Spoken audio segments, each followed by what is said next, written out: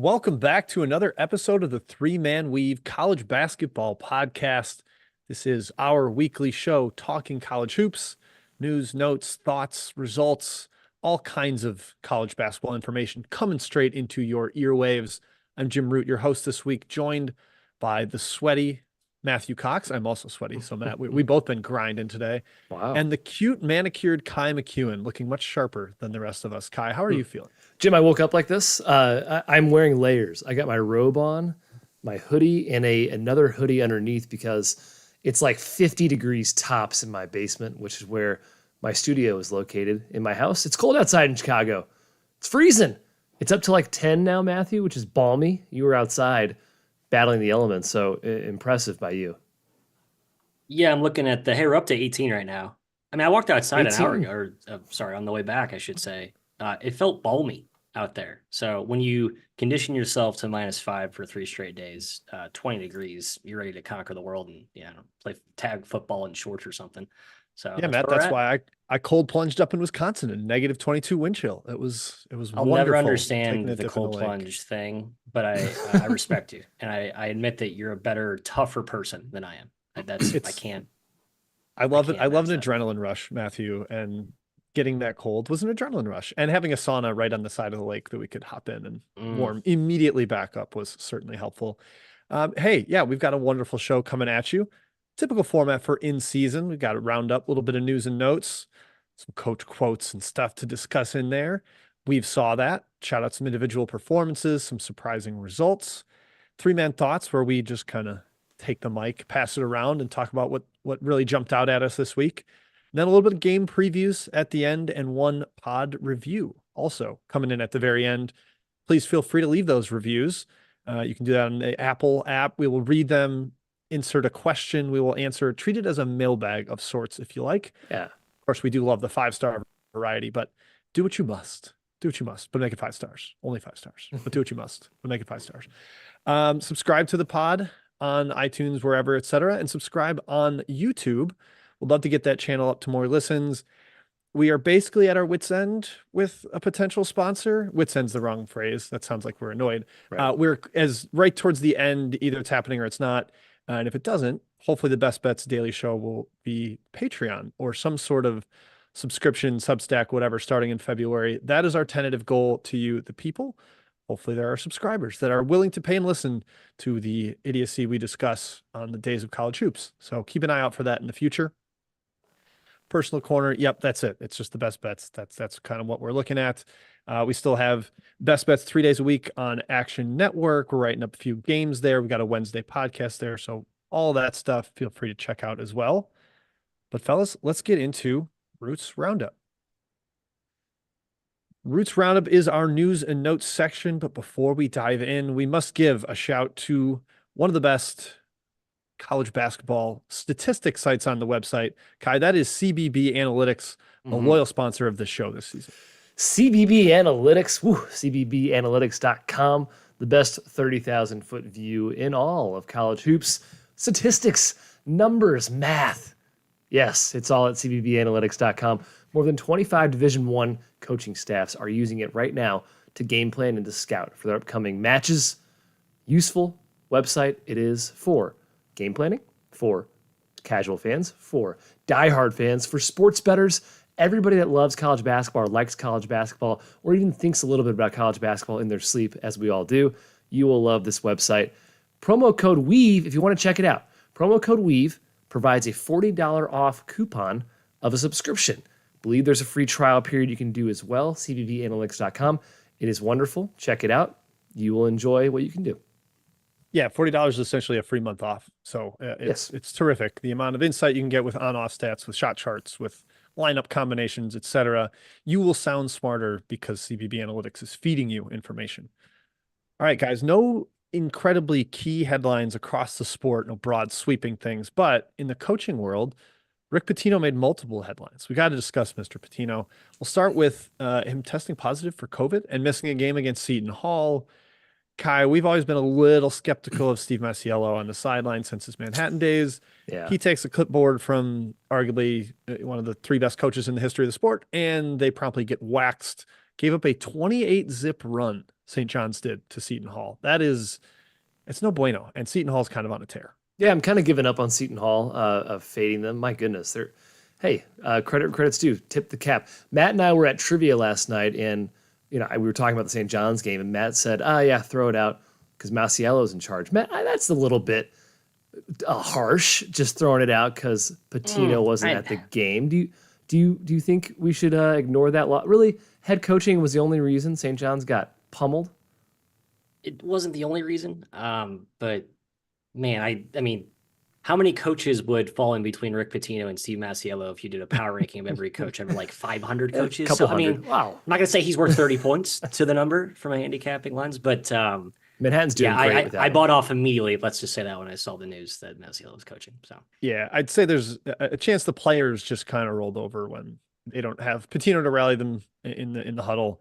I doubt the in-game adjustments were quite at the same level. But even rewinding to the previous game last week, or actually, excuse me, over the weekend, when Pitino was in his press conference and someone asked him if he felt good about competing despite not losing or not winning, he basically poo-pooed the idea of a moral victory by saying, and I quote, "When we lose, I hate the effing world. Feel like I want to kill myself, jumping into the cold and die of frostbite." Like just great bluntness from Pitino. And like it's a victimless quote, Kai. It's not one of those where he throws people under the bus or attacks refs or anything. Just a great soundbite. Kai, what did you think of Mr. Pitino going after himself like this? He's been a quote machine the entire year. He's been an absolute joy. Thank goodness, because Boeheim obviously is no longer holding a clipboard. And we got a bunch of great quotes from him in press conferences last year. Now, Pitino has taken the mantle, giving the people what they want with content from coaches. Yeah, he's fantastic. Keep him in the game for as long as possible. Yep. Let's invent some sort of serum of youth, fountain of youth, so that he can coach forever. it was a positive COVID test, correct?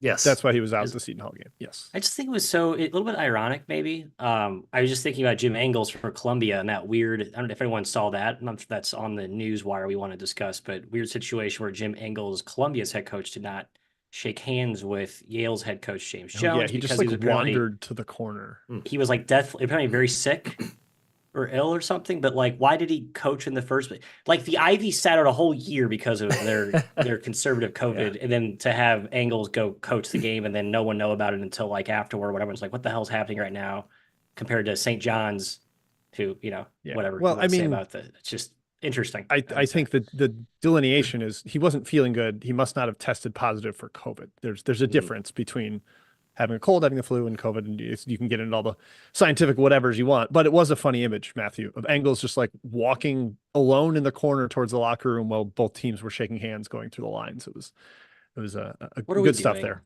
What are we doing? What are we doing? Taylor, we need a Tallman bite there. Speaking of what are we doing, Kai, coaches shouldn't push players. That's a pretty obvious thing. I'm not like up in arms about Nate Oats of Alabama giving a shove to Mizzou's Aiden Shaw last night in an SEC battle down in Tuscaloosa. I don't think he should be like brought the hammer down, but you can't do this. And I think a 1-game suspension is fair. Hit him with that, move on. Just don't do this, Nate. Why? Yeah, I want to be biased, but I can't. I don't think it's a big deal at all. I'm not even sure he should be suspended, to be honest. Maybe a reprimand, something. He probably should have gotten called for something in the game. 6 minutes ago has been issued a public reprimand. Good call. Boom. I think that's all that's necessary. Obviously not the best move for him. It was a bit aggressive, but there's a scrum happening in front of you. It's hard to know what to do in that moment. I think Gates was kind of framing it this way, but like if Gates pushed an Alabama player, I have a feeling Nate Oats would lose his mind. Be like, don't touch my players. How dare you? So like, I know he started his press conference by apologizing. Just like, you got to just not do it. Yeah. So, I don't know. A little more fire from Dennis Gates. A little more fire. Yeah. You pushed our players around. You push our team around. We get completely demolished the final 8 minutes of the game. That's the story of Mizzou this year. 0-4 in the SEC. Garbage fire.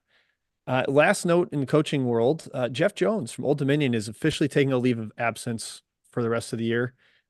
He had the heart attack before the Diamond Head Classic, before Christmas, Matthew, and I think this is probably best. We just wish him a speedy recovery. Hope he's able to get back on the sideline, or if not, have a cozy retirement, depending on what happens with this at the end of the season. Love Jeff Jones. Love ODU basketball being relevant in the college basketball mid-major zeitgeist, whatever. Bummer. Team we like this year coming in, and they just haven't quite put it together for many reasons. Among them is Jones not being healthy. Oh, and we'll mention that Fran McCaffrey is the all-time winningest coach in Iowa history. Congrats, Fran. Golf clap. Probably not the year that you'd want to break it, considering it's likely not a tournament team, but that's okay. Congrats anyways. It's still a very cool record. All right, recruiting news. Only one to mention here, Matthew, a rare recruiting L for your Duke Blue Devils. 5-star small forward VJ Edgecombe headed to Baylor. Scotty Drew may have lost on the court in OT last night to his longtime assistant, but he did win on the recruiting trail. Big time wing athlete, Matthias. Sounds like Duke fans are already talking themselves into the fact that they didn't want him, but we know they would have rejoiced if they had gotten him. Yeah, I've already moved on, Jim. I'm getting the new focus is on the Maluak kid, the 7'2" freak from the Africa developmental thing. So yeah, and you're Jim, on this recruiting path. Sorry, yeah. Matt so sounds dialed. That's pretty undialed, pretty anti-dialed, but just trying to keep up about 5 steps behind my diehard Devils out there. So yeah, Jimmy moved on. We take it in stride. We'll get better. Johnny Shire has bagged many a whale before. Not worried about it. Great recruiter, questionable coach. We'll see. Will see. Continuing through the rest of the year. All right, in the injury world, Syracuse lost 7'4" center Naheem McLeod for the rest of the year. Foot surgery. Kai, we were already kind of skeptical of Syracuse's defense, although it has been much better by the analytics than I think we predicted. But now they got no rim protection. They got absolutely smoked by UNC without him. Did win at Pitt. Might say more about Pitt. But what's your outlook on Syracuse? Does this affect your opinion of them? Not really. I still really can't figure them out. If you're a betting man, 2-1 against the spread without McLeod right now. So could argue it's not a huge deal. He doesn't play a ton of minutes or didn't play a ton of minutes when he was healthy. So I don't know. Maybe it could be a strange addition by subtraction somehow, unexpectedly, or it could be, status quo. I'll lean towards status quo, Jim. Okay. All right. Fair enough. Marquette, I think, is a little further from status quo, quite honestly. Sean Jones tore his ACL, arguably the fastest player in the entire country. I know Shaka would go to bat for him there. And then even Chase Ross is out until probably the end of January. We don't typically mention the short-term injuries, but when you combine it, Matthew, with Sean Jones being out, Marquette's depth is thin. And there is a whole hullabaloo made about Marquette's. They don't need the portal. Their internal development's so good. I think they're kind of wishing they had some more depth off the bench via the portal right now. Yeah, I mean, that is 3 guards they've had injured. So, I don't feel like it was a complete calamity to avoid. When you go into the year with Kolek, Jones, Ross, and Stevie Mitchell, you should feel pretty good about that. So, I mean, you maybe could use one more guard, obviously. But yeah, they do feel all of a sudden very thin, for sure. And obviously, it's, they're probably one more injury away from being really, really in trouble here. Yeah, maybe not so much a guard. I just don't know, like another bigger wing kind of guy that they could have used. It's a little thin up front. But their freshmen are getting a chance to show out, and Trey Norman's looked pretty solid. Perhaps they've got a diamond in the rough there. They did bounce back and blow out Villanova over the weekend. So big W for Marquette there. Next up, Donovan Clingan, potentially back, Kai. How do we feel about this? I mean, Kling Kong, as it is being mentioned, we saw Pat in the chat say that his dad posted a picture of a gorilla. So apparently he might be back tonight. Minutes limit. You just got to be careful. These big man foot injuries can always flare up again. Yeah, apparently UConn's #1 in the AP poll again. Congrats. Don't pay attention to the AP poll. It's very funny, the AP poll, Jim. It's basically a what have you done the past week ranking is what it's come down to. Yeah, I mean, if you lost, you're terrible and sinking. And if you won, you're, oh my God, they're back and rising and what a star team. So Was it the win at against DePaul, Georgetown, Butler, or Xavier that got UConn back up to #1? Those convinced me that they're better than Purdue, Kai. That's all I needed to see. Suspensions and dismissals, perhaps one of the weirdest ones we will ever see. Doug McDaniel, point guard for Michigan. is suspended for the next 6 road games. He broke it Yeah. himself on social media, did not play at Maryland. Don't really understand why, Kai, he's able to play at home, but not on the road. They haven't come out with the details. It's just another what the heck is going on story with Michigan right now, because there's a lot of issues there. Extremely bizarre. I think Geo Baker, former Rutgers player, was one that quote tweeted his social media post and was like, dude, don't do this. Like, what are you doing? It's a long rant. It was like, don't ask me questions. There's a bad word in there that we cannot repeat on this podcast. Very bizarre social media post. And someone was like, what's Michigan's AD doing and coach doing that you're letting him put this out there? And there's no official word from the school. It's a very strange situation. I think Goodman said it best when he was like, Louisville and Michigan, the two most train wreck of a season programs out of the entire college basketball landscape right now. Yeah, there's soap opera storylines out of each It one of is. them. It's consistently like, you can't make this stuff up almost every week. So thank you, Michigan, for the entertainment and pod fodder. We appreciate it. Other random news and notes. Matthew, Jerome Tang is the OT godfather through 2 seasons, or really 1+. He is 10-0 in overtime games, 6 of those at home, 3 neutral, 1 on the road. What is it about Jerome Tang teams, Matt, that makes them so good in OT? Is it because they don't swear? Is that why? That has to be it. It was either that or Tyler Perry / Marquise Noel, like all-star level talent, maybe usually wins, or just variance, Jim. Circumstantial luck of the draw, which people tend to undersell in college basketball. Anyway, I do think there's something to how they execute very well, and the fact that they have a guy like Tyler Perry this year, Marquise Noel / Key Johnson last year, like guys that can get you a bucket. And, overtime, sometimes the pressure cooker gets turned up to the point where it's kind of a your dudes versus my dudes, Kai. It's a dude battle. And they've had the better dudes. Dude battle. Dude war. Yeah, it helps having the Octagon of Doom is legit, man. Like, I was going to say, how many have been at home? Most have been at home, Matt, I think, right? I literally said that. It is in the outline. So the data is there for you. 6 at home, 3 neutral, 1 on the road, to repeat. Yeah, that building has Makes juice, sense. man. That building has juice. Credit to Tang. He's a great coach. We all know this. Yep. They came back late. I think they're down like 5 with less than a minute left, and were able to tie it back up. They also beat Baylor in OT last year. So I'm sure Scout Drew is really enjoying Tang being on a different sideline these days. Lastly, Kai, kicking it to you, the Reddit stat of the day. Yeah, and Borzello, another appearance back-to-back for him. He's got great ESPN stats info stats here. Username math person, I guess, on Reddit pointed this out. Purdue's 21-point win over Indiana was its largest margin of victory in Bloomington since beating the Hoosiers by 34, 47-13 in 1934. And we'd be remiss if we did not mention in the chat Dick Stillwagon, noted Purdue fan in the chat mob. He wants us to talk about this Purdue-Indiana game, Matthew. Purdue, they smoked you. They just decimated you. Killel, where were you, buddy? Where were you? We've got this, and we saw that. Okay, we got him. We saw that. Yep. We'll push it. Yeah, read the outline, Kai. Come on, read the outline.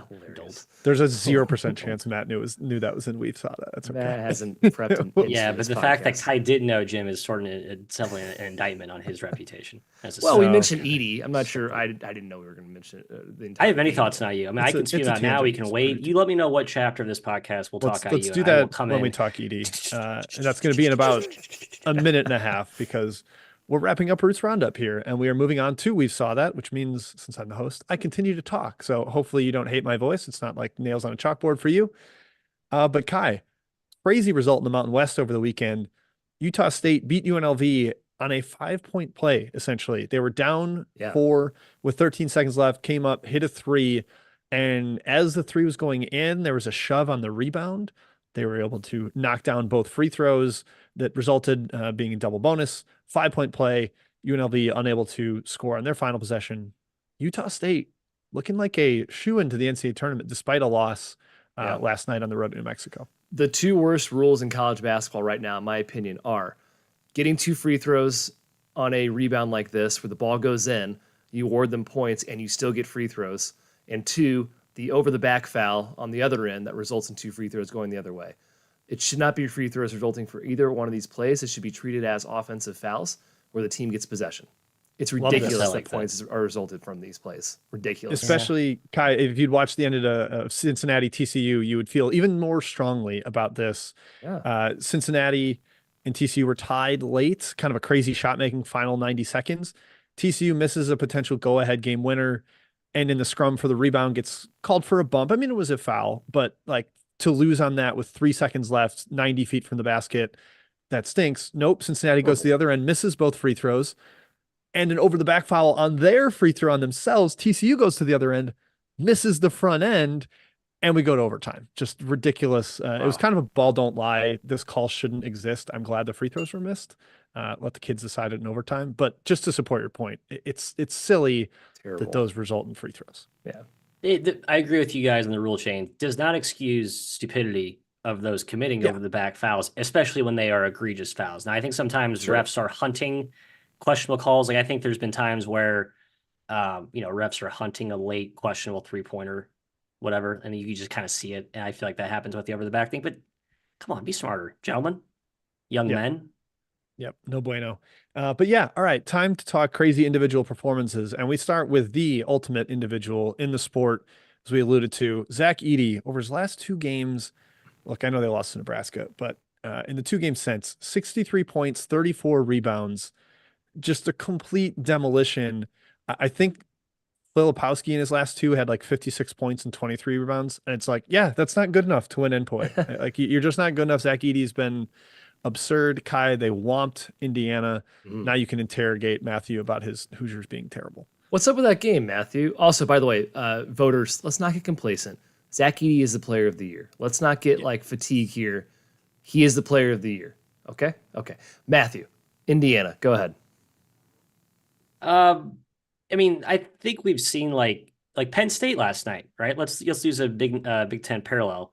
Not a good basketball team by all accounts, right? 9-9 now, 3-4. They were 8-9, 2-4 in the Big Ten going into that game. Kind of a defensive disaster for Mike Rhodes, a bunch of new players, and they beat a white hot Wisconsin team because they were playing at home.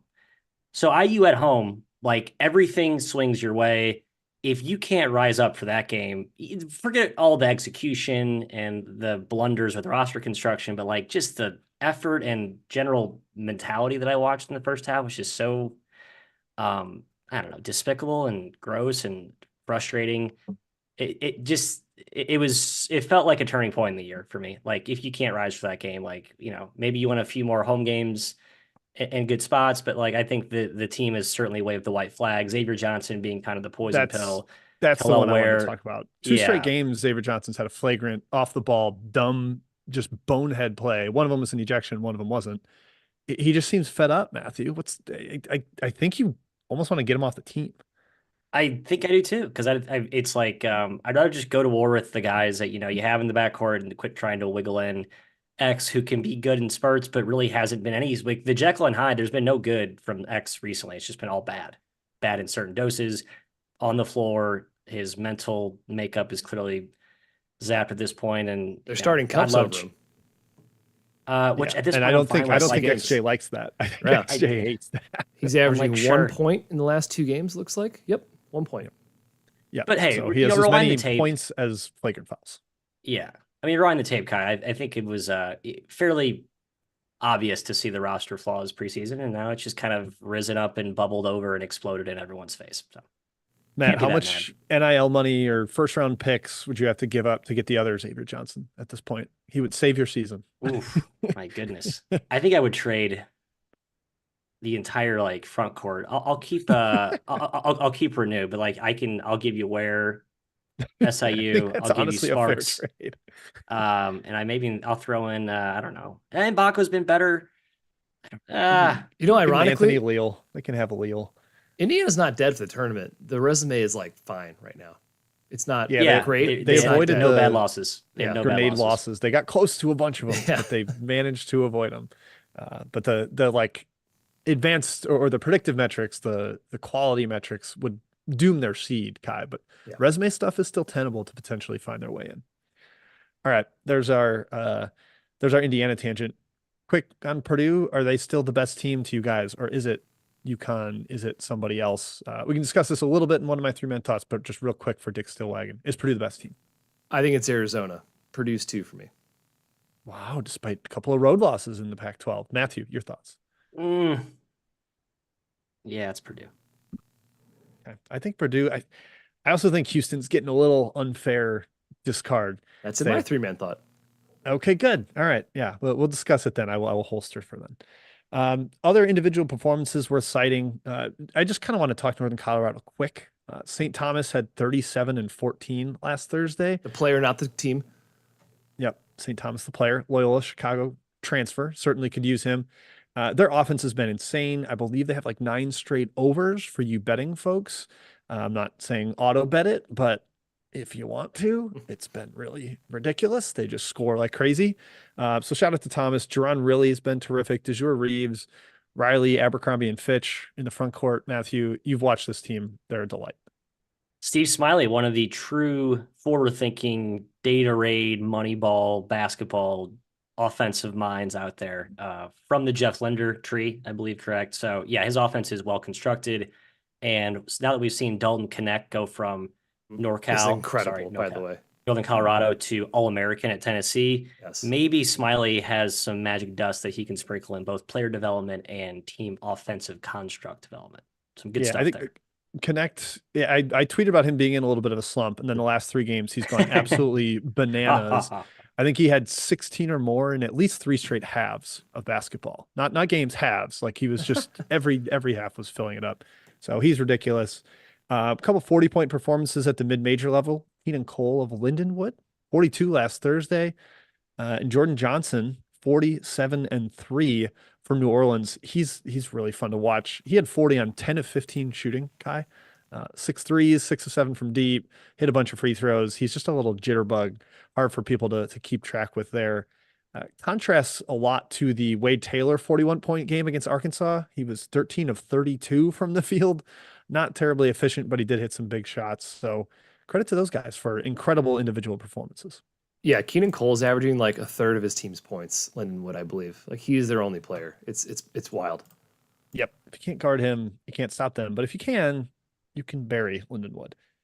Triple doubles. Matthew, did you notice this first name? Oh, Davon Smith at Utah had 16, 10, and 11. Granted, it was a loss, but there was no Riley Worster. Lawson Lovering got hurt immediately in that game. I still believe in Utah, and I still think Smith is a big-time addition for them. I agree, but they need the better half of that backcourt. 2-pronged attack, Raleigh Worcester, Jimbo. So, I mean, they're both really good. I think that Utah team's really good too, but we saw injuries torpedo their season last year, so I'm hoping we are not going down that same deja vu trail this year. They make each other better. They feed off each other's games. It's a great yin and yang. That's what I'll say. And Vontarius Woolbright of Western Carolina, they lost on national TV, CBS Sports last night to Samford in a battle atop the SoCon, but over the weekend he had 20, 13, and 10. He is a monster. He and Kai, your boy from Samford, Achor, seem to be the 2 best players in that league. Darn right, Jim. I do have a thought on a mid-major dudes, and Achor is in there. God, we are just teeing up 3-man thoughts exquisitely right now. Bad loss section. I'm just going to maybe put UCLA in here permanently because they lost to that Utah team by 46 and they scored 44 points. So they were more than doubled up by Utah on the road at altitude. Bounced back and beat Washington, which is a Washington indictment, but that UCLA team is Carpaccio. We beat up on him a lot. And Matt, Miami lost to Louisville. Kenny Payne's first win away from the Yum Center. It has been a year and a half. Mercifully, the Cardinals are in a bad loss section for a good reason. Shout out to Louisville. Yeah, they play UNC tonight, Jimbo. We'll see. I know they lost to NC State in a competitive bout to follow up the Miami game. Are the Cardinals trending up? Should we be talking extensions for Kenny Payne? We'll see how tonight plays, but just something to keep an eye on as the 6-10 Cardinal battle through the ACC. 1-4, but it's a tight race there. Amp up that buyout. Got to keep him there. He's one of their own. The ACC stinks. I'm sorry, so ACC. Bad. Yeah, shout out to my guy Luke Neer at ACC Basketball, DGens, Virginia local native. It's just not good this year. It's bad. Miami's resume is not good for the tournament right now. It would be funny if they missed the tournament. Just saying. Yeah, I mean, Clemson's probably their third best chance. Then Wake Forest is getting up in there, but it's bleak. They have two Remember teams in the top Clemson? 35 of Clemson's Ken 2 and Palm, 4 in the league, by the two way. teams Just in the wanna- top 35 of the net. Yeah, I have a thought on Clemson as well. But yeah, like two teams in the top 35 of Ken Palm and net ACC. What are you doing? That is terrible. Despicable. All right, last part here of we saw that DJ Horn threw a ref a middle finger. Double. Double middle finger. Yeah, exactly. And he was like looking away. It was like, is this to the opponent, Wake Forest? Is this right at the ref? Did he really think no one would see this in an arena with a ton of cameras? Kai, absolutely ridiculous. Would think this should be a public reprimand. If what It was Nate out does of is a character for him, public Jim. reprimand. It was out of character. He tweeted. Hilarious. He's out of character. Didn't mean it. Yeah, ref turned his back. He was at the free throw line shooting free throws, and he just double bird behind the ref. TV caught it. Great Like gift easily moment. caught it. So imagine he gets in some sort of trouble, but just really funny stuff. Yep, absolutely wonderful. Good. We like random moments like that. So thank you to DJ Horn. He All right, kind of let's caught get him- himself at the end. He knew he was like, "This is a bad idea." Shit, and kind of Yeah, but I had fun committing my bad idea. All right, three-man thoughts time, fellas. But first, of course, shout out to Home Field. Kai, I'm going to take it. I'm going to give you a Take breather. it, man. Please. Shout out to Home Field, the best apparel company for college sports, all kinds of throwback logos. They've got tons and tons of schools on their site. Hop on there. They likely have your school. If not, they're happy for you to tweet at them, and they will give you an update on potential negotiations with that school for licensing deals, all the way from Power 5 down to D3, Colorado State School of the Mines, all the way up to Duke, North Carolina, etc. Just check it out. Years and years of archives they're digging in to find all kinds of logos. They don't just say the school name across the chest. They're comfy. We adore them. We wear them. We purchase them. And you can too with promo code 3MW at checkout. You get 15% off your first purchase with that. Highly encourage you to do that. Helps us, helps you because you get cool gear. Of course, it helps Home Field, a terrific company. Tweet at them if you don't see your school. That is at Home Field Apparel, actually, with no E in that word. So Home Field Apparel, shout out to Home Field. Use promo code 3MW. We love you. All right, Kai, I'm kicking it to you All right. for your first thought. All right, boys. First thought. It's on Houston. I'm hearing talks I don't like from the media, from some shows we do where we're guests. People are doubting the Cougs, man. They're saying they can't handle the Big 12. So stupid. They've lost 2 in a row. All right, they've lost 2 in a row at Iowa State. They got down 14-0, and they almost won the game. Nobody the lead. wins. Nobody wins at Iowa State. Nobody. TCU, they lost by 1 at TCU. TCU's been incredible.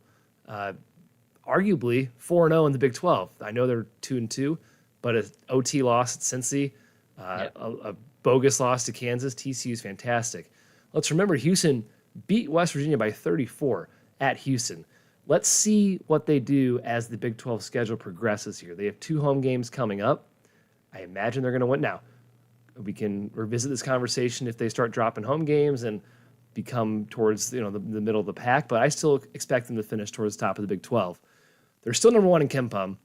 They've been there for weeks. There's a significant gap between them and number 2. They'd be favored against any team in the country on a neutral floor as of today. The best defense in the country, number 1 turnover rate, number 1 2-point field goal percentage defense, number 1 block rate, number 1 steal rate. They are dominant on the defensive end. And of course, Jim and Matt, Kelvin Sampson. He is a legend. He's an incredible coach, resurrected this program. Houston, you're all right with me. How good does winning at Xavier look right now? How good does beating Dayton by 14 on a neutral look right now? How does beating Utah by 10 on a neutral look? Like, all of those wins look really good. If we give up on every Big 12 team that has a 2-game road losing streak, we're going to have to throw out the entire conference. This is so stupid. It's infuriating. People just want to paint the narrative that they can't handle this league. Matt, it drives me nuts. Yeah, it doesn't bother me too much. I don't lose too much sleep over it, but it is wrong. It's factually incorrect and distorted from reality. I mean, Kansas was 13-5 last year in the league, and they won the league. So if we want to do this dance 3 more times, 13-5 would be a pretty good record and probably good enough to win the conference this season. That's how deep it is. I was looking back at like what is the usual top, like the winner of the Big 12, which has been Kansas so often historically. Baylor's come up and K-State's made their run, but it's usually a 13-5, 14-4 win, save like the historically elite teams that we've seen the last 8 years. So I think Houston's gonna be in the 1, 2, 3 conversation of Big 12 title race, and it's gonna probably come with 5 or 6 losses. Kim And I'm Pom. not gonna think any less of them. Kansas lost 3 games in a row last year in the Big 12 at K-State versus TCU at home at Baylor. Can they not handle the Big 12 because of that, Kai? Yeah, again, it's crazy. Kim Pom projects Houston to win the league still at 13-5, right?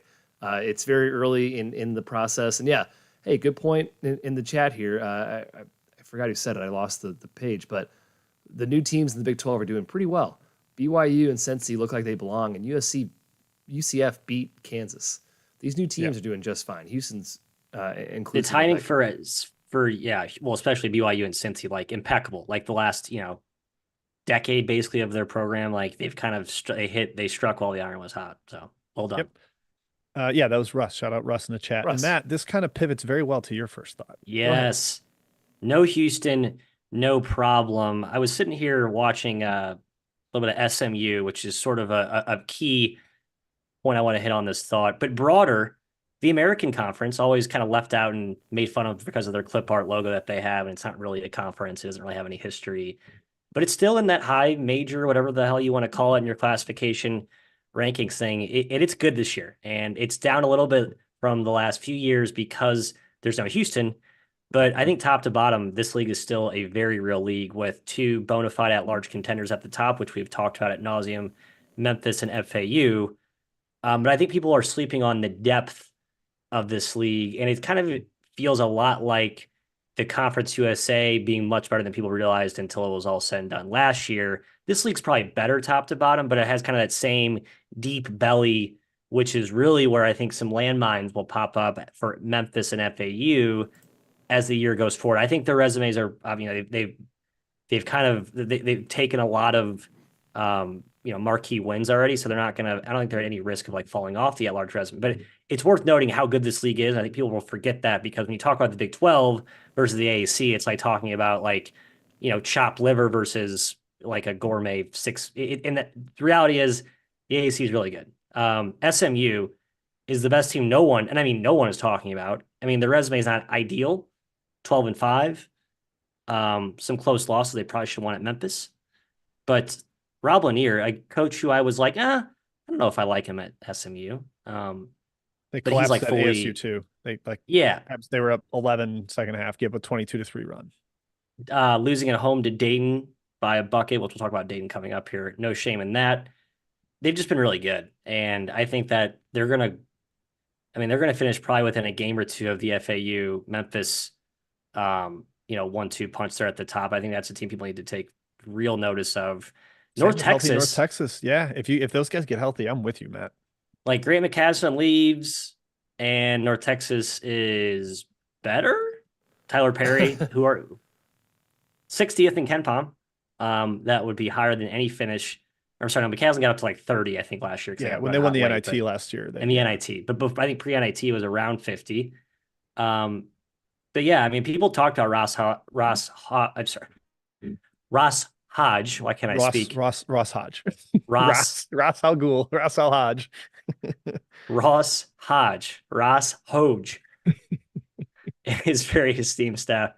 You could tell there's like these very real institutional like networks of coaches that just foster really good guys. And clearly the McCaslin group they had at UNT is going strong. Jason Edwards is just doing his best Tyler Perry impersonation. Not saying he's better than Tyler Perry, but the numbers are pretty jaw-dropping from what they've done so far. Charlotte, Tulane, UAB, and USF are all, I think. I would say Tulane was supposed to be good, and they are good. I would say UAB sucks. UAB is worse than people thought. I think so, but I think they're still dangerous. Really good at home court. I think they're going to beat people. Charlotte and USF are the real surprisers, and I think really good coaches there. Mr. Aaron Fern, the Aussie, taking over for Rod Sanchez. He's done a really nice job there. They got some good talent. And then South Florida, our guy Amir from Kennesaw just keeps it rolling. He's starting to get some momentum. The Bulls have quietly racked up, I think, 7 of their last 8 or something like that. And then it's just funny to see Wichita State and Temple at the bottom of the barrel. Kind of 2 of the, the American banner programs since it's been around. But Paul Mills and and who's coaching Temple now? Adam Fisher. Adam Yep. Fisher, just not. Off to Anyway, Shrewsbury. The rosters just aren't quite it's just there. not great. Yeah, yeah. So I don't know. A lot of just American. Overall, the league's good. And I want people to realize that because Memphis and FA are going to lose games here coming up, and they need to not freak out about that. So It is a good league. I think that's reasonable. Matt, I'll steal it. You mentioned Dayton, and we mentioned them in terms of Houston beating them and then beating SMU. How good are they? I mean, they're ridiculous. I was looking through bracketology type stuff. Kai, they're top 5 in resume metrics. Like Wow. incredible. They're 14-2 overall, 3-2 versus Q1, and no other losses. 3-0 versus Q2. Swept all their bad teams. They added some real pieces. Nate Santos has like a stretch 4, has been terrific for them, giving them incredible shooting from that position, opening up more space for Holmes. Holmes is knocking down threes now. And Javon Bennett has filled in for Malachi Smith really admirably. I think when we thought when Smith went down, this team was maybe going to come back to the pack in the A10, and they've actually separated. It's been really, really impressive to watch. Already 2 good road wins in the league. It seems like they're maybe going to run away with it potentially.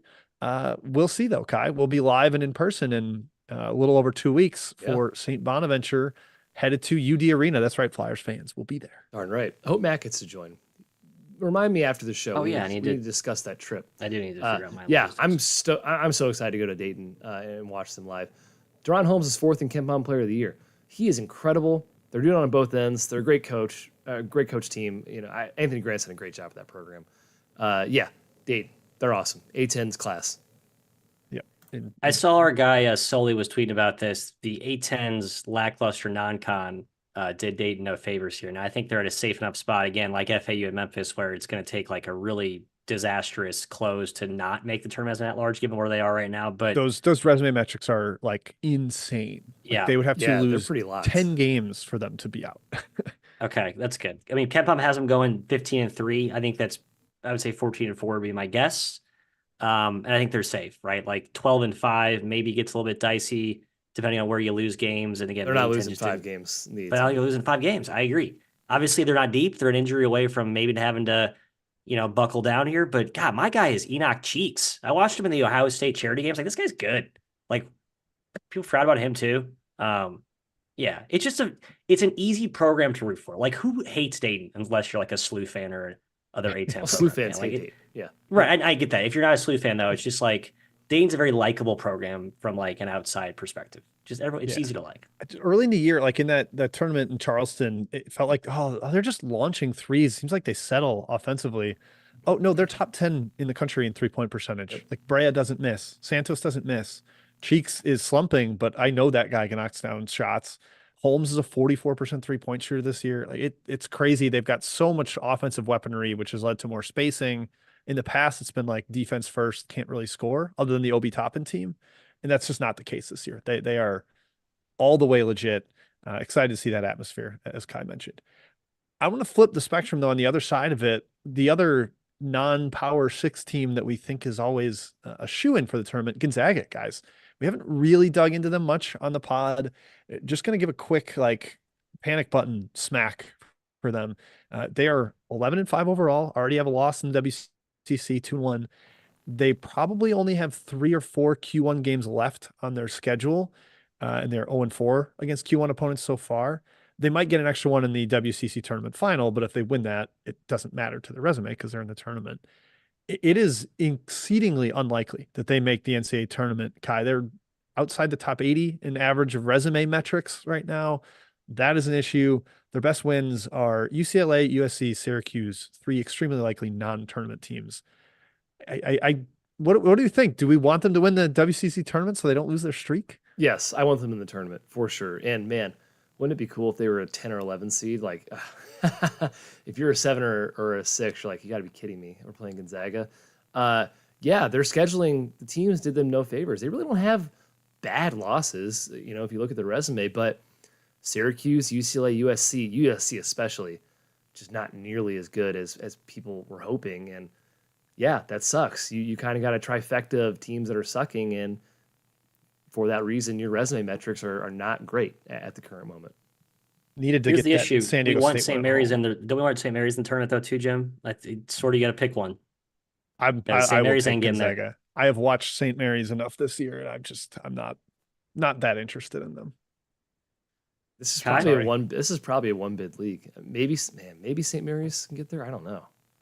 They've won 10 out of 11 kids, one at Colorado I like them State, both. I like them both. UNLV. Hmm. I'd I do like too. both It in the just big sucks. tournament. This was supposed to be a fun 2-horse, 2 at large team race, and like they both kind of underperformed. Certainly Gonzaga much more so. And now we only There's have to. still a chance San Francisco's the best team in the league. I know we kind of poo-pooed that they're maybe Yeah. not top 50, but Mobo has been unbelievable. They're huge. There's a chance that they're the best team in this league. We'll see.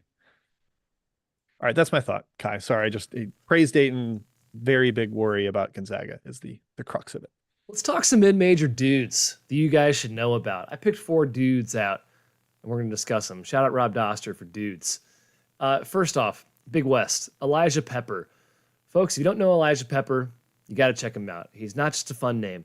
He's a 5th-year guard for UC Davis. He is currently the #1 KenPom Player of the Year in the Big West. He has a 118.0 rating. That's very good. On the 8th highest shot rate in the country. The guy guns, and he guns well. He's basically carrying UC Davis on his back. Nearly 22 points per game, and he's 45, 41, 90 from the field. The guy is a rocket ship, and Matt, I don't know why people can't figure out to just double him the entire game. Maybe they do. I don't know. But it's not working. He's just a weird. He's incredible. He's a meat house. Like He's a meat I want house. to. He is Brick house. like a linebacker type build. Like he's got like I Fire feel like his hydrant. knees and yeah, right. He has like kind of the Ryan Daly type of vibe, but he's a little more explosive. It's just I want to see them if they end up coming out of the Big West, him versus a power conference team would be interesting. He's just such a they'll get unique and destroyed. odd matchup. I think they will too. Yeah. I can't believe it. They can He's be Big West teams. also just him being jersey number 40 throws me, Kai. It's like I don't expect this guy to be such a gunner, but he's a little fire hydrant, like you said, and he just knocks everything down. My high school number. I don't know why I was 40, but I was. Yeah, 40 is an ugly number. Ugly number. A chore from Samford. Whoa. I got to watch this guy a little more yesterday against Western Carolina. He's freaking awesome. Australian, JUCO product. He's in his 2nd year with Samford, and he's just improved across the board. He's up to almost 17-6 on the season. Pause. In 20 minutes per game. He's playing half the game, and he's averaging 17-6. That's really hard to do. He is dominating. Kai, he was the KenPom MVP against VMI, and he played 13 minutes. He just eviscerated Incredible. them in 13 minutes. They lost their best player, Jermaine Marshall, and they're still dominating the SoCon and really everybody else. They have the longest winning streak in the country right now, 16 games. #2 in the KenPom Player of the Year race in the SoCon because Vontarius Woolbright is also incredible for Western Carolina. But he's got the #2 block rate in the league, the highest free throw rate in the league. He is something to watch. If you get a chance, I love that CBS Sports Network is highlighting mid-major games now and putting those on during prime time. It's fantastic. But tune into some of those games. He's been great. He can really move. Like he's not Yes. like a plodding big guy. He's like the top of their press. And McMillan kind of hinted to me this offseason for the Almanac. He's like, man, I think Achor could really be good, but it's like every coach says that about almost every player. Mm-hmm. And Jermaine Marshall's in the way, but you take Marshall out and it's like, why am I punishing them in my ratings when Achor is as good or better? It's nuts. He's been outrageous. Samford rocks. Rylan Jones is overqualified for the SoCon. Yeah, I was just gonna say, Kai, come here's on. the 60 assists to 8 turnovers. I think his last 8 games or something, like just ridiculous. Yeah. Yeah. And then his sidekick is the kid for Nova Southeastern. For anyone who watched that Graziani, D2, a little 5'8" the one that had jump Graziani. center against Edie, remember? Yeah, there's a whole lot of fun elements to this team. See, Like, that was this the is- problem, right? Samford lost by like 50 to Purdue, and we're like, oh, Samford's bad. No, they're really good. Phoenix, They might surprising. not play up very well. I agree. So if they make the NCAA tournament, I think they're a fade. Yep. But they're super fun to watch in the SoCon. Agreed. 2 more. Trezarian White, UNC Wilmington, from the now named Coastal Athletic Association, Boo. the CAA. He's exploding. 20 points per game, 56% from 2, 37 from 3. Again, #1 KenPom Player of the Year in the Colonial. #2 usage in the league and still has a 108.0 rating. Domination. Trezarian White, way to step up in the midst of I can't remember who they lost last year. UNC Wilmington from last season. Really good player. Escaping me. Sims was, I think, 2 years ago. Kelly? Doesn't matter. He's having a great season. Lastly, Clarence Daniels from New Hampshire. New Hampshire is way better than they should be this season under new head coach Nathan Davis, who was basically shown the door at Bucknell. And here he is exceeding expectations at New Hampshire. Daniels, another JUCO product in his second season. He's carrying them too. 20-9, 42% from three. He averaged a double-double last year, one of the few guys to do it in the country, and he's right there again. Basically a 2010 player in the America East. Clarence Daniels, New Hampshire. Hat tip. The dudes of the Colonial. Clarence O. Daniels. Remember for a while he was like... That's right. Clarence O. Daniels was his name, yeah. That does it. I guess you just beat them. Bryant. New Hampshire? Bryant's very good. Bryant is a very good team. We talked about how Bryant's good. Last episode. Vermont is won't be that rolling. Bad. UMass Lowell just got Coulibaly back. America East is I agree. It's fun. America East is a conference I root for to be good. And it's starting to. I think the America East is the best it's been in maybe ever right now in Kim Pum's ratings. So conference on the rise. Without a dominant UMBC, which is pretty impressive too. Yeah. Matt, you know why we want it to be good? Because it's that Saturday 10 a.m. Eastern or 10 a.m. Central conference tournament week. The championship's always the first game of the day. It's a standalone game. CC John Rothstein. It's great. So I very intrigued. Packed. You wake up at 10:15. It's like I've already missed the first TV timeout. Good stuff. Dudes mid-major ball. Next. Yep. All right, Matthew, you. Yeah, I'll go to my guys. Chapter 8. I had a few names written down here. I did want to talk about one guy that I think some people have seen, but not many. Plays for South Florida, so I can understand if you haven't seen him. There's no hard feelings there. Kashawn Pryor, who I realize looks like Pete Davidson. He's like the bad boy of college basketball. And Memphis fans, and I guess by association, the national audience will get a sneak peek at him Thursday when they go to Memphis. Should be a nationally televised game, right? That game is on ESPN. Yes, it is at 6. Tune in, folks. This guy's getting real NBA prospect love as like a multi-positional defender, super athletic, just a wiry, wild type of, like his body movements are just like, he looks like he's out of control, but he's actually in control most of the time. He made some crazy fun passes against, who was it, against Rice or something? Rice. I was watching last game. There. He played out of his mind in that He was insane. This guy's good, so check him out. That's my only. I can't hype him up any more than that, other than just watch him play. He's fun. 5 blocks, 5 steals. Yeah, he averaged 15, 8, and 2 for a national champion runner or the national runner-up in junior college last year. Northwest Florida State had 49 blocks, 59 steals. Like he just kind of does everything. He can shoot.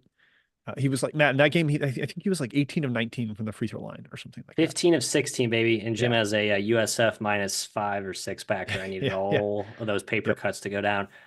He actually started at Boise State. I did not realize that. And he's from Chicago. He's from Chicago too. Look at that.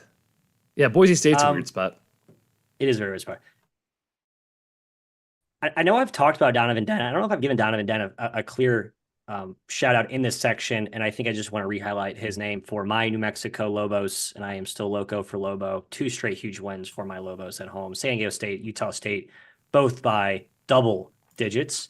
Donovan Dent with 15 points, 14 assists, 1 turnover, 3 steals last night. Pretty good. He is basically just like the chameleon in the entire machine as they try and get Jamal Mashburn back in there, trying to figure out some other. They're just so deep in so many options that he's just kind of evolving with the team. I'm glad that New Mexico, despite losing 2 of their first 3 Mountain West games, are back on track. And Mr. Dent is just like the most trustworthy guy with the ball in his hands. Love him. Glove defensively too, plays both ways. Their backcourt is so good that they have nailed Jamal Baker to the bench. Jamal Baker is he's a 43% 3-point shooter, 15th in the country in O rating, and they're like, we don't know what to do with you. Sorry. I think he was hurt last game, but still, banged incredible. Up. But yeah. Hey, can we do a quick tie back to Jim's Dayton thought with JT Toppin balling? Why? Not related. He's not related to him. I know, not related to him. But we can, in serious nature, with Mustafa Amzil. Amzil, how do you say his name? There you go. Amzil. Playing really well lately. He had like a dire shooting slump to start the year, and now he's made 4 of his last 7 from 3. So, full circle thoughts from me there. Can we go to the pit sometime? The That's Pitt is, like I top of think, my list. I think it might be number one for me at this point. I saw Gottlieb tweet about it and like went a whole thread, and I was like, yeah, okay, I buy it. Looks I real. stopped in on a drive. I stopped in at Albuquerque, but I didn't get to be there for a game. Just kind of peeked in and saw the venue. I would definitely attend a game there. All right, Kai, I'm taking it now. We're talking North Carolina, fellas, because they have just demanded that we do. I was a little skeptical of their 3-game road winning streak because of the fact that no one made a three against them. Opponents were 8 of 68 from three, and they have gotten fortunate in that regard. Teams are not making shots against them, but they're also number 2 in the ACC in 2-point percentage defense. That is much more sustainable. They're making things really difficult on opponents. They've also kind of figured out a little bit of depth. Matt, I know you're a big Trimble fan. I like Jalen Washington as the big off the bench. Still don't really believe in Withers, but their starting 5 rocks. 2 All-American candidates in RJ Davis and Armando Bacot. Harrison Ingram is one of the more improved guys, finding a better setting for his skill set coming over from Stanford. I'm just really impressed with Carolina, Kai. I know we still shade Hubert Davis sometimes, but I'm going to make you do this. Stop me when I say a team that they are better than. So Purdue, UConn, Houston, Arizona, Kansas, Tennessee, Auburn, Duke. Wow, you guys let me get through all that. Stop. Wow, Stop. I can't believe you let me get through all those. Stop. Still a hater, I guess. I actually almost had a Kansas thought, Jim. I watched Kansas last night, so that was an exception for me. And Tennessee, yeah, UNC did smash Tennessee at home. At home, I want to add that. But yeah, Duke though, I'm stopping you at Duke. I'm sorry. Wow, I'm surprised. I think they're better than both the SEC. I think they would win the SEC. I think they're a little bit better than Kansas. They've just got more options. That's where I'm at, Kai. I think they're like a top. I know they're like 5th in Ken Palm, but I think they're top 6 or 7. Yeah, they're top 10 for sure. The talent has always been there. Harrison Ingram, man. Now he's coming back down to earth in ACC play. He's shooting 22% from 3. This guy was a 31% 3-point shooter coming into the year, and he's over 40 right now. So is it sustainable? Is it him just like he's improved across the board? That's what it is. I think like even without the shooting, he's like mega valuable. He's a terrific rebounder, playmaker, great defender, mid-post guy. Yeah. So yeah, RJ Davis, by the way, he is an All-American. He's top 10 Ken Palm player of the year right now. Is it Caleb Love leaving? Is it these guys are all old and really good? I mean, that's part of it too. Is it Hubert Davis? Are we too harsh on Hubert? I don't think so, but really talented team, really good team. Yeah. Just want to respect them. Cannot wait for Duke UNC this year, Matthew. Both those games are going to rock. Yep. Good segue. No, I agree. My thought there is RJ Davis is still like perennially underrated. I just think he's awesome and can just somehow has like been there for too long and like not ever been the main guy because he was behind Love and then Baycot's always been there. But I just think Davis is a stud. Yep. Kai, I can't wait for UNC Duke. Like you said, segue. Good segue. Let's talk about Duke. We haven't talked about Duke in a while. It feels like the entire media circles haven't talked about Duke in a while, which is crazy to me. They're still title contenders, yeah? I think so. I think they are. A lot of teams are. But yes, they're quiet. They're 4-1 in the ACC, 13-3 overall, 2-1 Q1, 2-2 Q2. So strength of schedule. So maybe that's why they haven't played a marquee opponent in a while. It seems 9-7 against the spread. They're not underachieving really by any stretch. Flip is number 2. Real hot lately against the spread. Like hot. Last 7 or something. Yeah. Flip is number 2 player of the year right now, by all accounts. I mean, if Edey didn't exist, he would be the player of the year in the country. He's been very, very good. Can we trust John Shire, or is it a John Shire hurdle we need to cross to have confidence that they can win the conference, win the tournament? Perhaps. Are there durability concerns? Proctor's missed time. Mitchell is hurt right now. Roach has had injury issues in the past. I think he got banged up. Roach is getting something looked at. Banged up too. Or something. Yeah. Flip has had hip things in the past. I guess, Matt, my question for you, Duke fan, is where do they finish in the ACC and beyond? I'm trying to harken back to last season when I got really into Duke late. I was like, okay, this team started to look like they really got it going on. And I think they did. I was onto something there. They ran into Tennessee round 2 of the tournament. Still kind of think that was just a tough matchup without Mitchell. Who knows how deep they go if they get by Tennessee there. Also, every team that they got hot playing against was an ACC caliber team. So I do want to contextualize this little mini run that they're on with the fact that it is ACC caliber competition. And it's tough to really learn a lot new about your team when you playing the same battleground for basically 2.5, 3 months. And that battleground's not loaded with fierce competitors. And that's just kind of the way the ACC. So I am probably, I'll probably be late to hop back on the bandwagon, Kai, because I'm just so down in the ACC, and that'll probably be to my detriment as identifying Duke as maybe this insurgent team that comes back and realizes the manifests the preseason #1 expectations.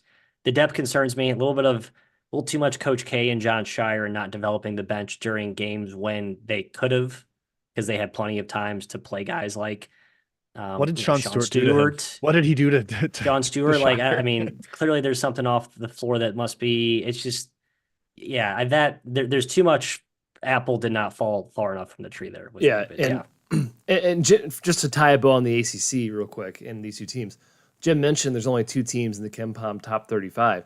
That's true. There's also 2 teams in the top 10, and that's more than the Big Ten. That's more than the Big East. That's more than the Pac-12. There's 3 SEC squads. There's 2 Big 12 teams, I believe. So the ACC, hey, Duke and UNC, they're still kind of carrying that banner. They're still very good squads, obviously, programs, clearly blue bloods, whatever. But it'd be interesting to see, Jim, I agree, that matchup this season, those 2 matchups we'll get. Yeah, you mentioned, have they fallen off the radar because they haven't played a big game? Like, there might only be like 3 big games for them in the ACC. It's weird. I guess they'll be on national TV more than that, but like I don't know how hyped I'm getting for anything besides at Wake Forest, the 2 UNC matchups, and home to Clemson. Like maybe at they'll Miami. lose, Jim, Florida State, they will lose at Florida State. That's an absolute lock. The biggest lock of the year is Duke losing at Florida State. What is that next? Or no, that's not for February 17th. It's a month away. Okay, exactly. Yeah, I'll mark it on my calendar. Yep, okay, that's a loss for sure. All right, Florida State back? Yeah, maybe. No, kinda. It's the ACC. Well. It's the ACC. You can't. It's you create all these narratives in the same bubble. Yeah. All right, my last thought. I'm gonna steal the mic here. It's just a concern over some power conference teams, and we'll start with Clemson, a team that fits into this. They have lost 4 of 5. Their only win is over flu-ridden BC without Quinton Post. They just took a home loss to Georgia Tech in double overtime, a game they absolutely should have won. Really blew it late with missed free throws and not following up 3 or not figuring out how to hold a lead. Concerning. 2-4 now in the ACC. Still an 86% chance to make the tournament, Matt, per Bart Torvik. They did great work in the non-conference, but they're clearly not a title contender now. They've taken too many bad losses early. ACC title contender, that is. Where do you land on this team now versus, I guess, where we thought they were like a couple weeks ago? Where would you rank them, Jim, in the league totem pole overall? 4th. I was trying 4th. Wake Forest 3rd. I'm still putting Clemson 4th. I'm still putting Miami 5th, I think. Okay, I get behind that. I buy that. Okay. All right, cool. Glad we landed there. Kai, this next team, Ohio State. Oh boy. It seems like maybe the clock has struck midnight on Holtman. We've been kind of defending him for a while now, but they've lost 3 in a row in the Big Ten. And as Mark Titus has ranted a lot on his podcast, it's just the same-ish over and over again. They are horrible closing games late. I know they were young last year. They're still pretty young this year, but collapses against Wisconsin, against Indiana, against Michigan. It's the same thing. Now under 50% chance to make the tournament per Bart Torvik. I think if they don't make it, there's a new coach on the sideline next year. Yep, curtains. Give Titus a call, see if he wants the job. Why not? There's 3 main assistant jobs. There's 3 3-man weavers. Come on, Titus. I'll be lead recruiter. I'll be on the trail, so you guys can take the X and O's. It's funny. The last teams we talked about there, Ohio State, Clemson, both beat Alabama. Which is pretty funny. Ohio State, man, tough start to league play for sure. Yeah. Meanwhile, Alabama's like maybe going to win the SEC. They're undefeated in it right now. Top 10 KenPom team. Who knows how good they are? Jim, the other 2 here. Real quick. I think Ohio State is one of the teams that's built better for postseason in Big Ten, but not really built well for Big Ten. And so it's just tough because I think their conference performance will probably undersell how good they really are. But I think your main point, Stan, the continue frustration of not closing out games, etc. The youth thing, it's probably run its course at this point. Yep. Unfortunate because we like Holtman, but seems like it's true. Providence, they have lost 4 in a row without Hopkins. That includes the game where he got hurt. Defense is what's really concerning to me. It's fallen off. 3 straight games, they've surrendered more than 1 point per possession. They got absolutely blitzed by Xavier at home. Trey Green, name to watch there for the X-Men. Down to a 24% chance to get in per Bart Torvik. And that's, a lot of that has Hopkins in the team quality equation. So it's probably even lower than that. Would have liked to see them have a run at it full strength here, Kai, but I can't really just like dunk on them because you lose Hopkins to an ACL and it kind of just changes everything. No, even us, the Kim English naysayers, will not dunk on Providence fans. You have 3 players. You have 3 really good players, and one of them's hurt. So it's a wash of a year for you. Yep. Washington, they're turning back into a pumpkin, Matt. I think you were maybe a little bit higher on them early in the season. Mm-hmm. They're now 2-4 in the Pac-12. One of the wins is Oregon State. Their only 2 relevant wins, Gonzaga and Xavier, are not guaranteed tourney teams. They're 0-3 against the Mountain West, all 3 of which could be against them in the bubble conversation. Now they're going to the Bay Area. They have a 5% chance to make the tournament per Bart. So I think we might be writing off the Huskies. And is this it for Mr. Hopkins? Yeah, kind of a bummer. Frank Hepnang was apparently the most important player to any team in the country. They were cruising with him, and he gets hurt, and then the wheels kind of start to fall off. It's good to say emphatically that Washington State is the best team in the state of Washington, and that's where I'm at right now. They're actually ranked right next to each other, I think, in KenPom, 160, 162. But you would take Wazoo over Washington? I would, yes. You would not? I think yes, you would. Kai, the answer is yes. I mean, they just beat Arizona. Inclusive of coaching, yes. I think Kyle Smith's a much better coach. The whole picture. Just say Mike yes. Hopkins. Better team. I mean, they've been doing almost all this without Yesufu. He's been out a while. He's coming back soon, I think, right? I know. I'm in on Gatorade still. Come on, Kyle. Deliver. Wazoo. Yeah, they're not dead. They're not starting to win big games. The Boise win's going to look better and better, it seems like. So, we'll see. But yeah, those are the 4 teams that just kind of stood out as sinking ships right now, unfortunately. Who else has got a thought before we hit previews? I think we got them all. All right. I wanted to talk Kansas as my thought, but I didn't have anything well baked enough. But what direction? Were you saying I think they're better than where they are rated in analytics? I think they're worse than number 2 in the country where AP poll has them. Where do you land on the J? My take was they weren't good, and then they found Johnny Furphy looks like Furphy kind of a nuts one game. Kind of a guy, and I'm sort of in on the team. They've beaten Kentucky, Tennessee, and UConn, but your take I know was this not is good. a guy. My point was it's a recent light bulb that I think now it's okay, I'm all the way back in on Kansas as being awesome. They've always been good. Their depth is just a problem. It can cause them to lose games. They put him in the starting lineup. Everybody thought Timberlake figured it out because he had 13 against Yale in 29 minutes, and then he's been nothing since. I'm not sure Furphy is we rely on him as our 5th guy for sure now. I think they might be. I'm in on Furphy. KU fans, I'm in on the new version of this team that I saw at OK State. I know OK State stinks, and we'll find out how well it ages. Poor man's Grady Dick. I kind of don't hate that. He was shooting the crap out of it. He looks way more athletic than confident. I mean, Dick's way more athletic than Furphy, but yeah. Here's what I'll say to KU fans. If you lose 2 road games in a row at Texas Tech and Oklahoma in February, I will defend you the same way I'm defending Houston today. It doesn't matter. It's fine. You're allowed to lose 2 road games in the Big 12. That's just their only time playing 2 tough ones in a row. So I will give you the same grace, KU fans. All right, that's it. That wraps up 3-Man Thoughts. It is a huge Saturday. Fantastic set of games on Saturday. We're not going to dwell too long on each individual game here, just real rapid fire thoughts, but we got a Saturday 6-pack to discuss, all with spreads 3 or less. So these are coin flip games. Kai, Alabama at Tennessee, -3 per Mr. Pomeroy. Would imagine this spread's actually a little higher. I think Alabama might be overvalued in the numbers.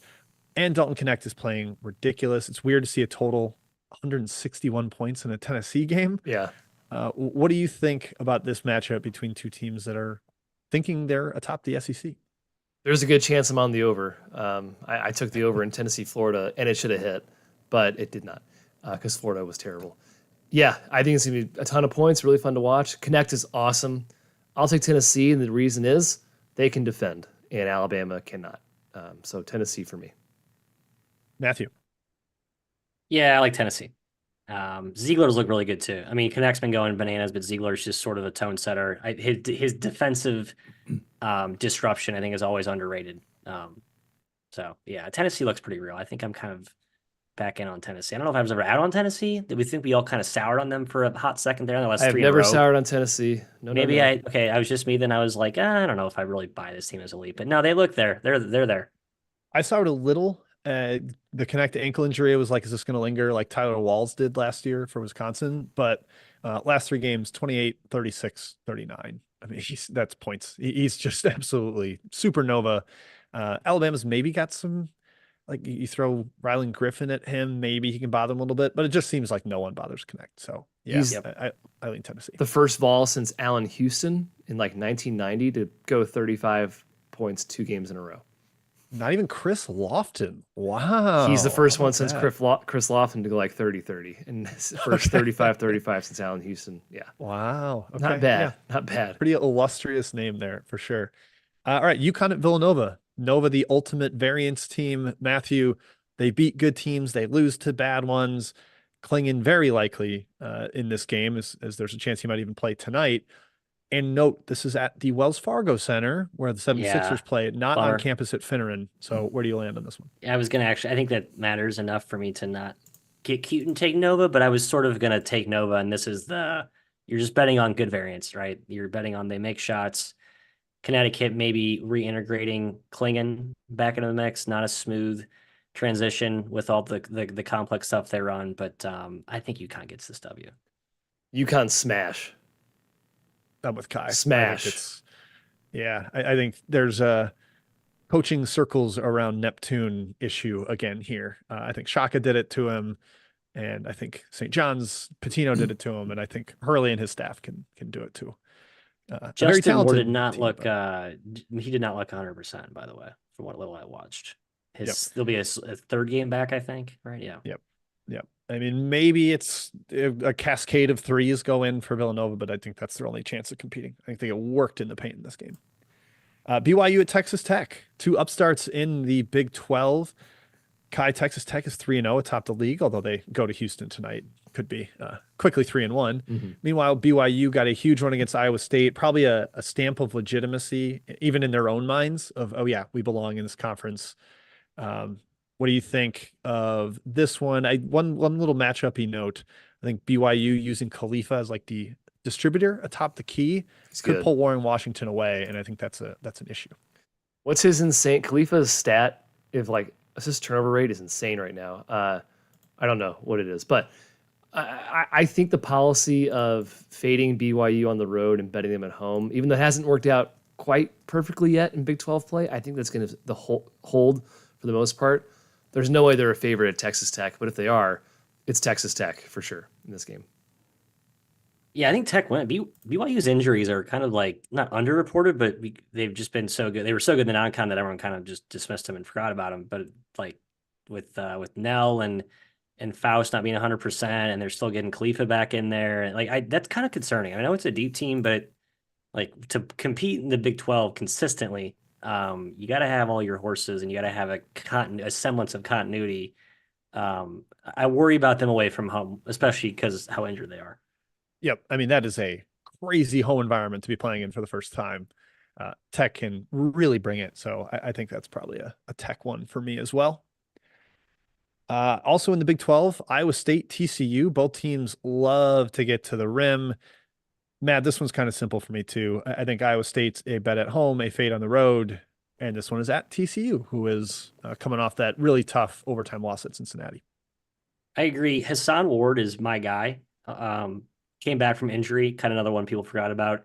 Really good. And he's been like kind of a huge piece up front for the Cyclones, who make their pay on rim protection and defensive pressure. And he's kind of at the center of all that. And then they'll need him because TCU is just complete assault on the rim nonstop. So good, timely addition for Ward to be back in there playing 100%. I like Iowa State. I agree. TCU.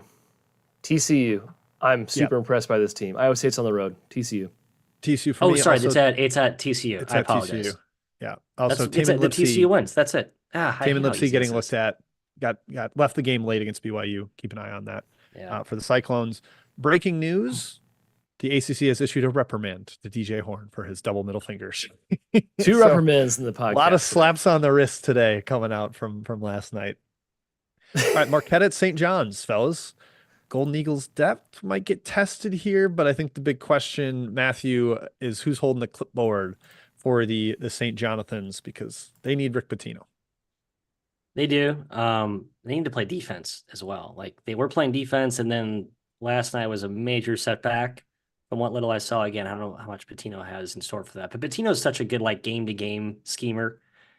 I think he's got to been sitting in his COVID crippled bed. He's been looking at Marquette tape for a week now. I think the Johnnies get this one. This is at where, Jim? Do we know? Let me double check if it's at Carneseca or at Madison Square Garden. Give me 1 second. Yeah, St. John's and Villanova. I'm always curious for really, I think really it's at big Madison games. Square Garden. That one's MSG. I think, yeah, Yep. Pitino's been really pushing to play everything there. So I think the Johnnies they win got that work game, there though. by Michigan there though. So Yep. see. It's a very good shot. I stay away completely in this game. I don't really have an opinion here, but I think Marquette. Marquette. I sort of did too. If Pitino's not there, I'll probably bet Marquette. Last one on the outline here: Creighton at Seton Hall. Creighton is at UConn tonight. That is rather massive. If they can pull that one off, this is basically for first place in the league, because yes, Seton Hall sitting atop the league. They've been terrific. Can Shireman or Trey Alexander handle Kadari Richmond? I kind of think the Creighton flaw is guarding guard/wing athleticism, and I think that's going to bite them tonight against UConn. Tristan Newton, Stephon Castle, and I think it's going to hit him again with Richmond and the Seton Hall guards. I guess what they do really well, though, is they're the best defensive rebounding team in the conference and one of the best in the country. And that's been killing teams in the Big East against Seton Hall. That's been their go-to, their bread and butter. And I hate picking against Seton Hall again, but I'm going to do it. I'm going to take Creighton. Yeah, there he is. They keep proving me wrong. Richmond's been amazing. This is the guy we thought we had 2 years ago, last year. And he's finally amazing. I know he's like fifth in Ken Palm's Player of the Year for the Big East. I think he's the Player of the Year for the Big East right now, which he'll probably get passed by Kolek or Tristan Newton is right there. But I personally think I'd give it to Richmond. Yeah, if the award is MVP to your team, I don't know how it can't be Richmond right now. I guess I can believe how it can't be, but he's up there. He's been insane. Matthew, your thoughts on this game? I think Creighton wins. Like, did Matt die? Just Creighton. Well, Thank you. so I was Good looking job. at Seton Hall's last 5 games. I thought there was like an asterisk next to all of those, but there's not. Marquette was fully healthy when they played them, and they barely won. But they still won, right? Barely won at Georgetown. They got Providence when Hopkins got hurt. Yep. They St. got John's with Pitino thing. Butler was a legit win. Like, I'm not trying to poke holes at Seton Hall. I just want to make believe sure they got I have UConn my when Seton Hall Clingan love. was hurt? Or no? Yes.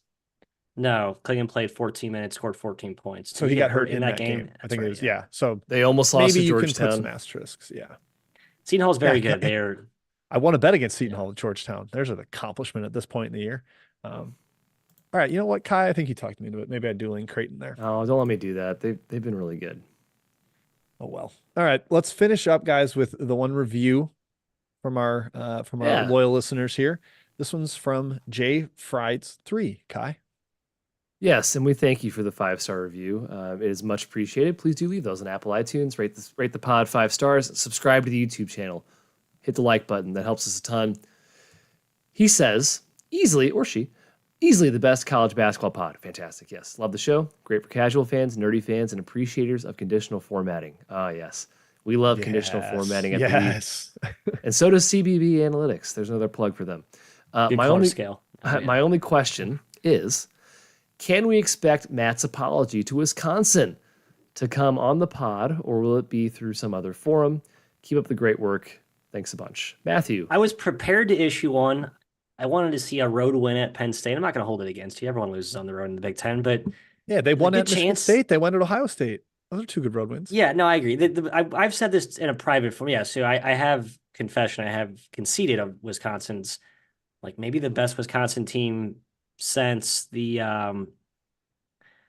that guards had, Jim, right? Like, undisputably.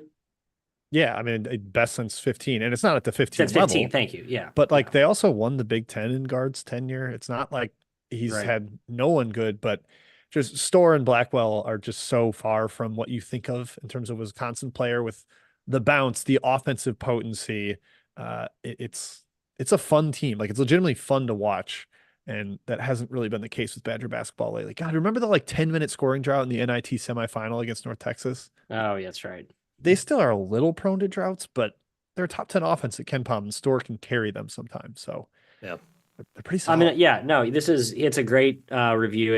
I mean, on Wisconsin, I think they're really good, and it helps when I think the rest of the Big Ten, save Purdue, is sort of not disintegrating, but kind of like a little brittle around them at the top of the totem pole.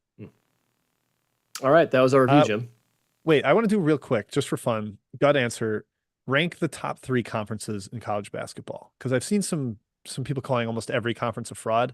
I'm still going Big 12, then SEC, then Big East. That's my top three. Uh, Big 12 SEC Yes. for sure. that's where I land too, Jim. Okay. Yeah, I think that's where I'll land too. Even I want to be Okay. different. I think Interesting. that's right Well, though. somebody I was tweeting about TCU and Cincinnati being dumb, and they're like, "There's so many frauds in the Big 12 this year." I was like, "Ooh, I don't agree.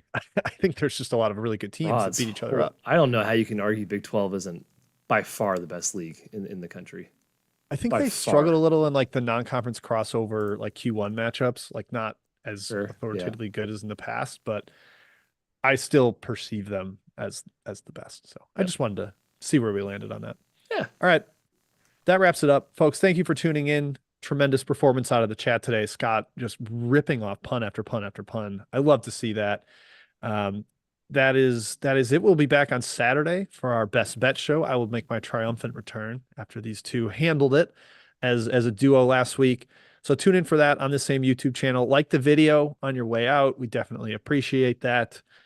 And hopefully we have some update on the best bet show coming soon. That's it though. Enjoy the rest of the night. Enjoy basketball.